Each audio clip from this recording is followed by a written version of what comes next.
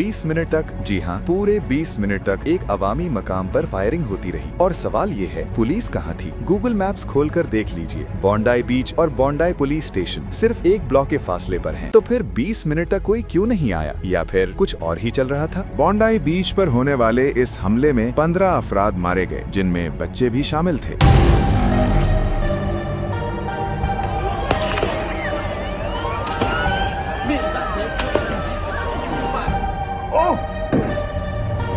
Australia का Sydney शहर, रविवार का दिन शहर के भीड़ भाड़ इलाके बॉन्डी बीच में यहूदियों का खास त्योहार उनका बायदसी मनाया जा रहा था। करीब 1000 लोग पार्टी एंजॉय करने पार्क में जमा हुए थे। तभी अचानक गोलियों की तड़तड़ाहट से पूरा इलाका गूंज उठा। 2 आतंकी बंदूक थामे पार्क में घुसा, वहां मौजूद लोगों से धर पूछा और गोली मारनी शुरू कर दी।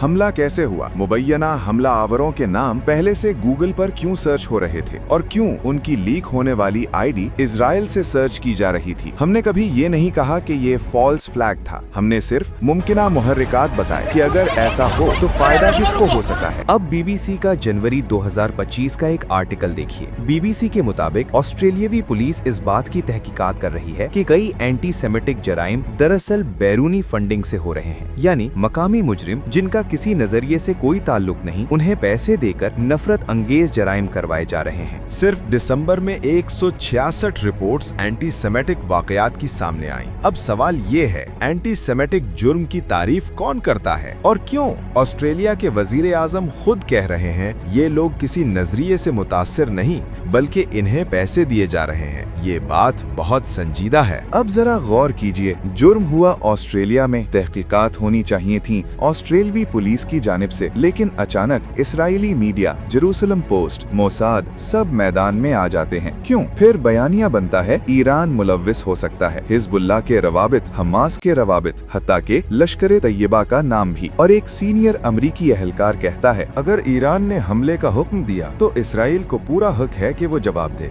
यानी जमीनी फिजा पहले से तैयार की जा चुकी है। हिस्सा चहारम, पुलिस कहाँ थी? आईनी शाहिदीन कहते हैं 20 मिनट तक फायरिंग जारी रही। बॉन्डाई पुलिस स्टेशन सिर्फ 1 ब्लॉक दूर था। तो फिर पुलिस कहाँ थी? क्या कोई स्टैंड डाउन ऑर्डर था या ये महज नाअहली थी? क्योंकि ये हमला किसी आम पागलपन जैसा नहीं लगता, ये तकरीबन फौजी तरबियत याफ्ता कार्रवाई महसूस होता है। हिस्सा पंजम, हर जगह मौजूद सर्वाइवर। अब एक और अजीब इत्तेफाक, एक शख्स आर्सन ओस्ट्रोव्स्की, 7 अक्टूबर का सर्वाइवर, बॉन्डाई बीच हमले का सर्वाइवर, सर में गोली लगने के बावजूद सेल्फी, मीडिया इंटरव्यूज में मुकम्मल तौर पर फाल। और यही शख्स गजा में नस्ल कशी को झुठलाता है, अस्पतालों और स्कूलों की तबाही का इल्जाम हमास पर डालता है, भूख और मुहासरे को झूठ कहता है, आईसीजे के फैसले को हमास को इनाम करार देता है। ये शख्स प्रोपेगेंडा और नैरेटिव इंजीनियरिंग के लिए जाना जाता है। सवाल ये है, इतने सारे इत्तेफाकात एक ही जगह पर? हिस्सा शशुं, अगर ये फॉल्स फ्लैग हो तो क्यों? अगर, सिर्फ अगर ये फॉल्स फ्लैग हो तो मुमकिना मकासद क्या हो सकते हैं? ईरान के साथ जंग को जवाब फराहम करना, इसराइल की आलमी साख को बेहतर बनाना, एंटी सेमिटिज्म बढ़ाकर यहूदियों को इसराइल हिजरत पर मजबूर करना, मजीद सख्त कवानीन, कम आजादी, जैसे 9/11 के बाद पेट्रियट एक्ट, फलस्तीन के हक में आवाज उठाने वालों को खामोश करना। याद रखिए, ऑस्ट्रेलिया ने सितंबर 2025 में फलस्तीन को तस्लीम किया था। दुनिया की सबसे बड़ी फलस्तीन हामी रैलियां वहीं हुई। ये सिर्फ मशरिक़ वुस्ता का मसला नहीं है। जब भी इस तरह का बयानिया बनाया जाता है, इमिग्रेशन कवानीन सख्त हो जाते हैं, तलबा,